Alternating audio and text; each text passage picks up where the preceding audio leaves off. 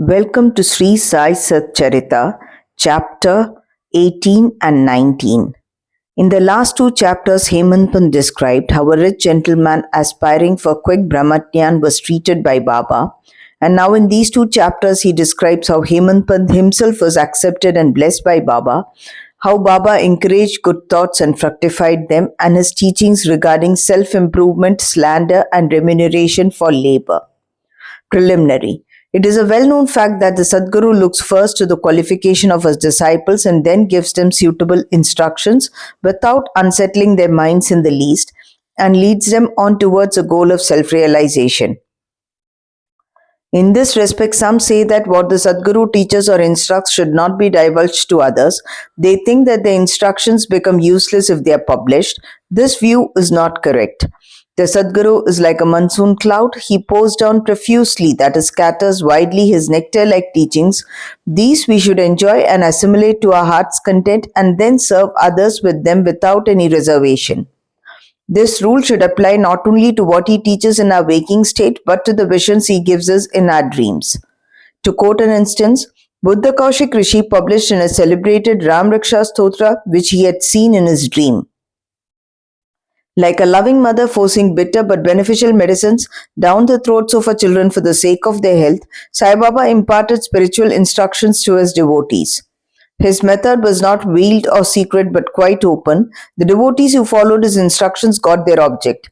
Sadgurus like Sai Baba open our eyes of the intellect and show us the divine beauty of the self and fulfill our tender longings of devotion. When this is done, our desire for sense object vanishes. Twin fruits of Vivek, discrimination, and Vairagya, dispassion or non-attachment, come to our hands, and knowledge sprouts up even in sleep. All this we get when we come in contact with saints, Sadgurus, serve them, and secure their love. The Lord who fulfills the desires of his devotees comes to our aid, removes our troubles and sufferings, and makes us happy. This progress or development is entirely due to the help of the Sadguru who is regarded as a Lord himself. Therefore, we should always be after the Sadguru, hear his stories, fall at his feet and serve him. Now we come to our main story. Mr. Sate. There was a gentleman named Mr. Sate who had attained some publicity many years ago during Crawford regime which was put down by Lord Ray, the governor of Mumbai. He suffered severe losses in trade. Other adverse circumstances gave him much trouble and made him sad and dejected. Being restless, he thought of leaving home and going out to a distant place. Man does not generally think of God, but when difficulties and calamities overtake him, he turns to him and prays for relief. If his demerits have come to an end, God arranges his meeting with a saint who gives him proper directions regarding his welfare. Mr. Sate had similar experience. His friends advised him to go to Shirdi where so many people were flocking to get Sai Baba's darshan for getting peace of mind and the satisfaction of their wants. He liked the idea and at once came to Shirdi in 1917. Seeing Baba's form, which was like eternal Brahma, self-luminous, peerless and pure, his mind lost its restlessness and became calm and composed. He thought that it was accumulation of merits in his former births that brought him to the holy feet of Baba. He was a man of strong will. He at once started to make a Parayan study of Guru Charitra. When the reading was finished in the Saptah 7 days, Baba gave him a vision that night. It was to this effect. Baba with Guru Charitra in his hand was explaining its contents to Mr. Sate who was sitting in front and listening carefully. When he woke up, he remembered the dream and felt very happy. He thought that it was extremely kind of Baba who awakens souls like us that are snoring in ignorance and makes them taste the nectar of Guru Charitra. Next day, he informed Kakasaheb Dixit of this vision and requested him to consult Sai Baba regarding its meaning or significance, whether one Saptah week's reading was sufficient or whether he should begin again. Kakasaheb Dixit, when got a suitable opportunity, asked Baba, Deva, what did you suggest to Mr. Sate by this vision? Whether he should stop or continue the Saptah? He is a simple devotee, his desire should be fulfilled. Then Baba replied, he should make one more Saptah of the book. If the work be studied carefully, the devotee will become pure and will be benefited. The Lord will be pleased and will rescue him from the bondage of mundane existence.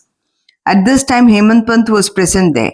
He was shampooing Baba's legs. When he heard Baba's word, he thought in his mind, what, Mr. Sate read for a week only and got a reward, and I am reading it for 40 years with no result. His 7 day stay here becomes fruitful, while my 7 year stay from 1910 to 1917 goes for nothing. Like a chatak bird, I am ever waiting for the merciful cloud Baba to pour its nectar on me and bless me with his instruction. No sooner did this thought cross his mind, Baba knew it then and there. It was experience of the Bhaktas that Baba understood all their thoughts and that he suppressed the evil thoughts and encouraged the good ones.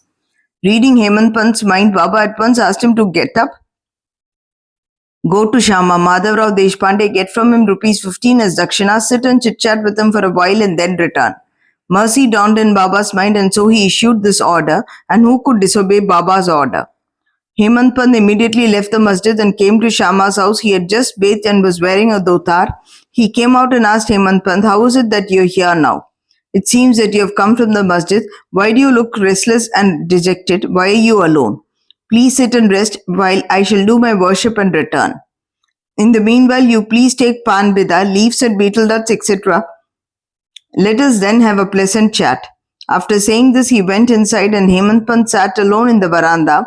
He saw in the window a well-known Marathi book named Nath Bhagvat. This is a commentary by the Saint Eknath on the 11th Skanda chapter of the bigger Sanskrit work, the Bhagvat. At the suggestion or recommendation of Sai Baba, Messrs. Bapu Sahib Jog and Kaka Sahib Dixit read Bhagavad Gita daily with its Marathi commentary named Bhavarta Deepika or Dhyaneshwari, a dialogue between Krishna and his friend devotee Arjun, and Nath Bhagvat, a dialogue between Krishna and his servant devotee Uddhav, and also Eknath's other big work with Bhavarta Ramayana. When devotees come to Baba and ask him certain questions, he sometimes answered them in part and asked them to go and listen to the readings of the above mentioned works, which are the main treatises of Bhagavad Dharma. When the devotees went and listened, they got full and satisfactory replies to their questions. Hemant Pant also used to read daily some portions of the Nath Bhagvat. That day he did not complete the daily portion of his reading, but he had left it unfinished in order to accompany certain devotees who were going to the masjid. When he took up the book from Shama's window and casually opened it, he found to his surprise that the unfinished portion opened up. He thought that Baba sent him very kindly to Shama's house for enabling him to complete his daily reading. So he went through the unfinished portion and completed it. As soon as this was over, Shama, after doing his worship, came out and the following conversation took place between them. Hemant Pant, I've come with a message from Baba. He has asked me to return with ₹15 as dakshina from you, also to sit with you for a while and have a pleasant chit-chat and then return to the masjid with you. Shama with surprise. I have no money to give. Take my 15 namaskaras, prostrations in lieu of rupees as dakshina to Baba. Hemant Pant, all right, your namaskars are accepted. Now let us have some chit-chat. Tell me some stories and leelas of Baba which will destroy our sins. Shama, then sit here for a while. Wonderful is a sport leela of this god Baba. You know it already. I'm a village rustic while you're an enlightened citizen. You have seen some more leela since you're coming over here. How should I describe them before you? Well, take these leaves, betel nut and chuna and have the pan bida while I go in, dress myself and come out. In a few minutes, Shama came out and sat talking with Hemant Pant. He said the leela of this god Baba is inscrutable. There is no end to his leelas. Who can see them? He plays or sports with his leelas, still he is beyond unaffected by them. What do we rustics know? Why does not Baba himself tell stories? Why does he send learned men like you to fools like me? His ways are inconceivable. I can only say that they are not human. With this preface, Shama added, I now remember a story which I shall relate to you. I know it personally. As a devotee is resolute and determined, so is Baba's immediate response. Sometimes Baba puts the devotees to severe test and then gives them upadesh or instructions. As soon as Hemant Pant heard the word upadesh, a flash of lightning crossed his mind.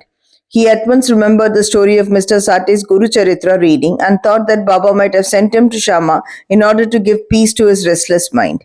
However, he curbed this feeling and began to listen to Shama's stories. They all showed how kind and affectionate Baba was to his devotees.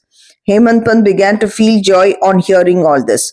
Then Shama began to tell the following story. Mrs. Radhabai Deshmukh. There was an old woman by name Radhamai. She was the mother of one Kashaba Deshmukh. Hearing Baba's fame, she came to Shirdi with the people of Sanganer. She took Baba's darshan and was much satisfied.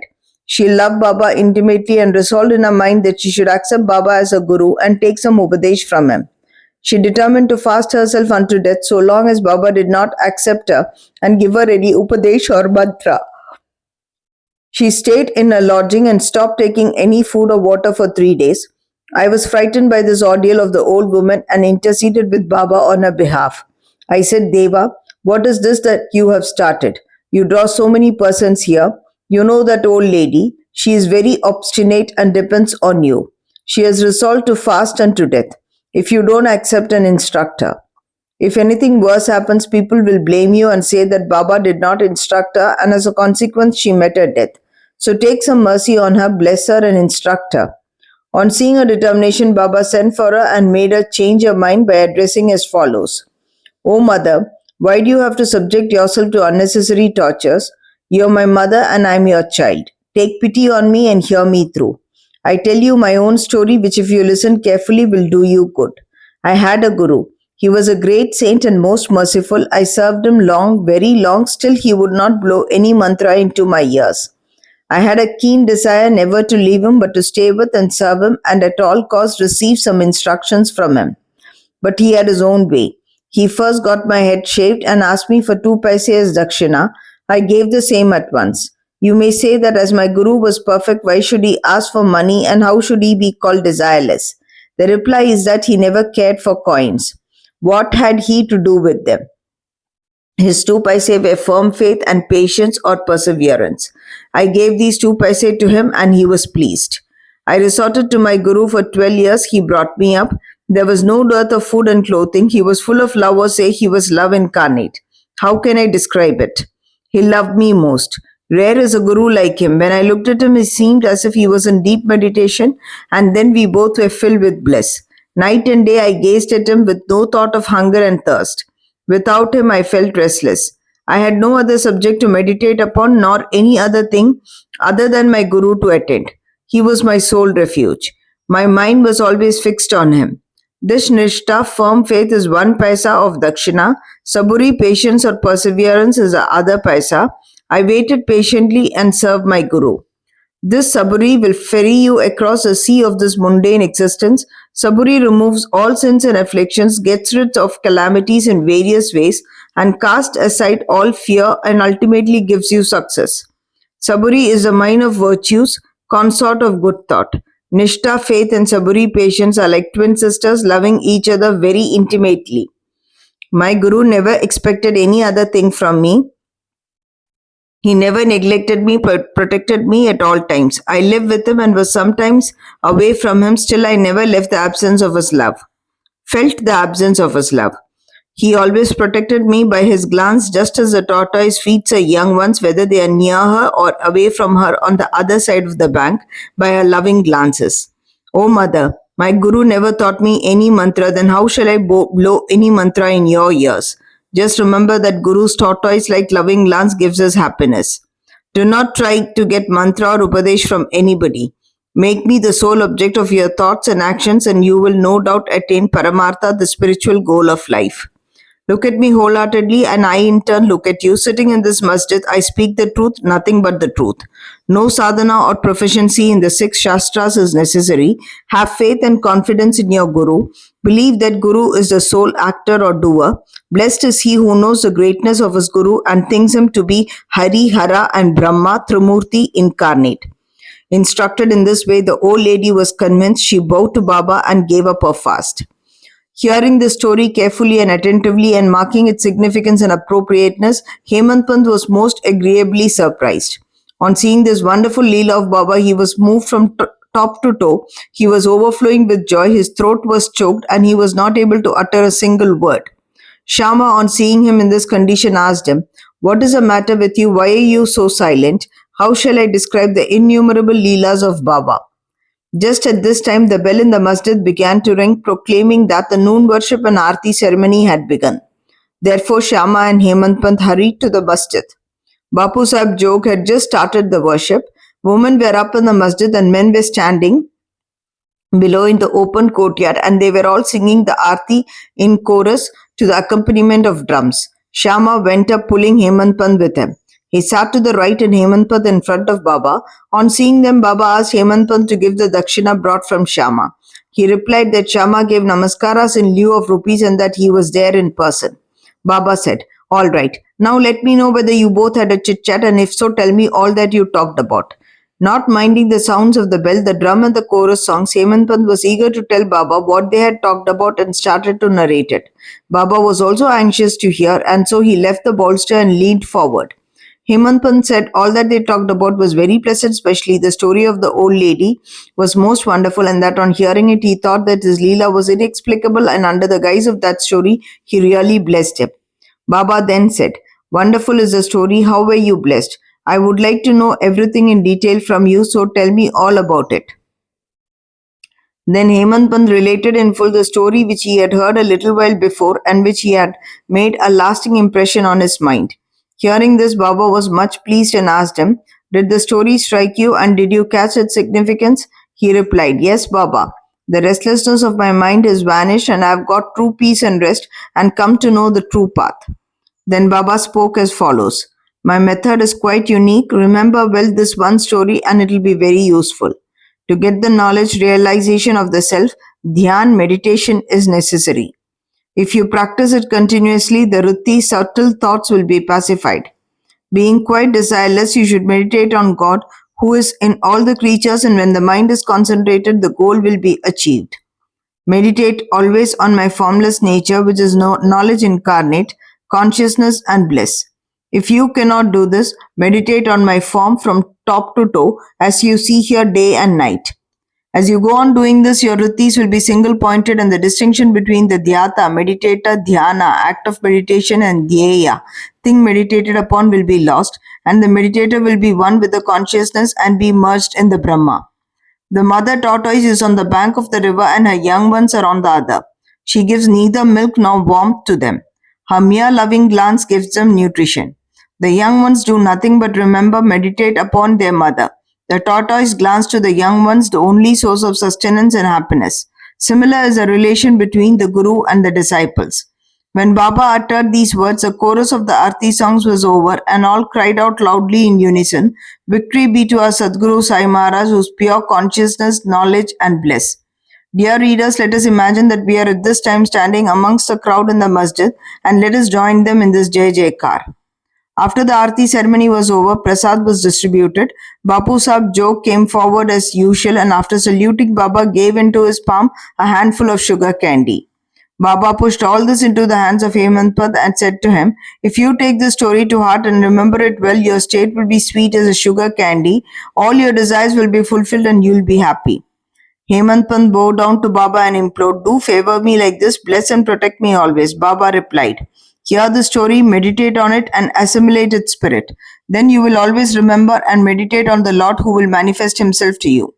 Dear readers, Hemant Pant got prasad of sugar candy, and we now get the prasad of sugar candy or nectar of the story. Let us drink it to our heart's content, meditate on it, and assimilate it, and be strong and happy by God's grace. Amen. Towards the end of the 19th chapter, Hemant Pant had dealt with some other matters which are given below. Baba's advice regarding our behavior. The following words of Baba are of general welfare and invaluable. If they are kept in mind and acted upon, they will always do you good. Unless there is some relationship or connection, nobody goes anywhere. If any men or creatures come to you, do not discourteously drive them away, but receive them well and treat them with due respect.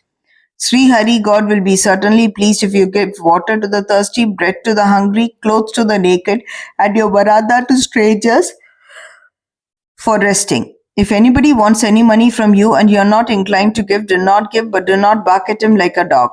Let anybody speak hundreds of things against you. Do not resent by giving any bitter reply. If you tolerate such things, you will certainly be happy.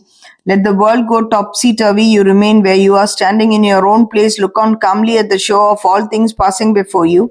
Demolish the wall of difference that separates you from me, and then the road for our meeting will be clear and open. The sense of differentiation as I and thou is a barrier that keeps away the disciple from his master, and unless that is destroyed, the state of union is not possible. Allah Malik, that is, God is the sole proprietor, nobody else is our protector. His method of work is extraordinary, invaluable, and inscrutable. His will be done, and he will show us the way and satisfy our heart's desires. It is on account of Rina Nubant. That is a former relationship that we have come together. Let us love and serve each other and be happy. He who attains the supreme goal of life is immortal and happy. All others merely exist, that is, live so long as they breathe. Encouraging good thoughts to fruition. It is interesting to note how Sai Baba encouraged good thoughts. You have to surrender yourself completely to him with love and devotion, and then you will see how he helps you throughout. Some saint has said that when you get a good thought immediately after awakening from sleep, and if you develop the same afterwards during the day, your intellect will be unfolded and your mind will attain calmness. Hemant Pad wanted to try this. One Wednesday night before going to bed, he thought tomorrow is Thursday, an auspicious day, and the place with Shirdi is so holy, so let me pass the whole day in remembering and celebrating Ramanam. And then he slept off. Next morning, when he got up, he remembered without any effort the name of Ram and he was much pleased. After finishing his morning duties, he went to see Baba with flowers. When he left Dixit Wada and was passing by Booty Wada, present Samadhi Mandir, he heard a beautiful song that was being sung nicely by one Aurangabadkar in the masjid before Baba. The song was Guru Kripanjan Payo Mere Bhai by etc. by Eknath, in which he says that he got collyrium in the form of his Guru's grace, which opened his vision and made him see Ram in and out in sleep, dream and waking state and everywhere. There were so many songs, but why was this song particularly chosen by Aurangabadkar, a devotee of Baba? Is this not a curious coincidence arranged by Baba to amplify the determination of Hemant Pant to sing unceasingly Ram Nam during the day? All saints agree and lay stress upon the efficacy of uttering Ram's God's name in fulfilling the ambitions of the Bhaktas and in protecting and saving them from all calamities. Variety in Upadesh, slanderer condemned. Sai Baba required no special place nor any special time for giving instructions. Whenever any occasion demanded, he gave them freely. Once it so happened that a Bhakta of Baba reviled someone behind his back before other people. Leaving aside merits, he dwelt on the faults of his brother and spoke so sarcastically that hearers were disgusted. Generally, we see that people have a tendency to scandalize others unnecessarily, and this brings on ill feelings. Saints see scandal in another light. They say that there are various ways of cleansing or removing dirt, that is by means of water and soap, etc. But a scandal monger has got a way of his own. He removes the dirt faults of others by his tongue, so in a way he obliges a person whom he reviles, and for this he is to be thanked. Sai Baba had his own method of correcting the scandal monger. He knew by his omniscience what the slanderer had done, and when he met him at noon near the Lendi, Baba pointed out to him a pig that was eating filth near the fence and said to him, "Behold how with what relish it is gulping filth. Your conduct is similar. You go on reviling your own brethren to your heart's content. After performing many deeds of merit, you are born as a human, and if you act like this, how can Shirdi help you in any way?" Needless to say that the Bhakta took the lesson to his heart and went away. In this way, Baba went on giving instructions whenever necessary. If these are born in our minds and acted upon, the spiritual goal realization is not far off. There is a proverb which says, "If there is my Hari Lord, he will feed me on my cot." This proverb is only true in respect of food and clothing, but if anyone believing this sits idle and does nothing in spiritual matters, he'll be ruined. One has to exert himself to his utmost for attaining self-realization. The more he endeavors, the better for him. Baba said that he was omnipresent, transcending land, air, world, light and heaven, and that he was not localized. To remove the misunderstanding of those who thought that Baba was only his body 3 cubits and a half in length, he incarnated himself in this form, and if any devotee meditated upon him day and night with complete self-surrender, he experienced complete union with him like sweetness and sugar, waves and sea, eye and its sight. He who wants to get rid of the cycle of births and deaths should lead a righteous life with his mind calm and composed. He should not speak harshly to anyone so as to hurt him. He should always engage himself in good actions, should do his duties and surrender himself heart and soul to him. He need not then be afraid of anything. He who trusts him entirely, hears and expounds his leelas and does not think of anything else is sure to attain self-realization. Baba asked many to remember his name and to surrender to him, but to those who wanted to know who they were, "Who am I?" he advised Shravan study and Manan contemplation. To some he advised remembering God's name, to others hearing his leelas, to some worship of his feet, to others reading and studying Adhyatma Ramayana, Jnaneshwari and other sacred scriptures. Some he made sit near his feet, some he sent to Kandoba's temple, and some he advised a repetition of the 1,000 names of Vishnu, and some the study of Chandyoga Upanishad and Gita. There was neither any limit nor any restriction to his instructions. He gave in person or by vision and dreams. To someone addicted to drink, he appeared in his dreams, sat on his chest, pressed it, and left him after he gave me a promise not to touch liquor anymore. To some, he explained some mantras like Guru Brahma in dreams. To some devotee who was practicing Hatha Yoga, he sent word that he should leave off Hatha Yoga practices, sit quiet, and wait saburi. It is impossible to describe all his ways and methods. In ordinary worldly dealings, he set examples by his actions, one of which is given below. Remuneration for labor. One day at noon, Baba came near Radhakrishna Mai's house and said, "Bring me a ladder." Some men brought it and set it against the wall of a house as directed by Baba. He climbed on the roof of Vaman Gonkar's house, passed over the roof of Radhakrishna Mai's house, and got down from the other corner. What object Baba had, none could know. Radhakrishna Mai was at that time shivering with malaria. It may be to drive off that fever that he may have gone up there. Immediately after getting down, Baba paid 2 rupees to the persons who brought the ladder. Someone asked Baba why he paid so much for this. He replied that nobody should take the labor of others in vain. The worker should be paid his dues promptly and liberally. If the principle taught by Baba be followed, that is, if the remuneration for labor be paid promptly and satisfactorily, the laborers will turn out better and both the laborers and their employers will be profited. Bo to Sri Sai, peace be to all.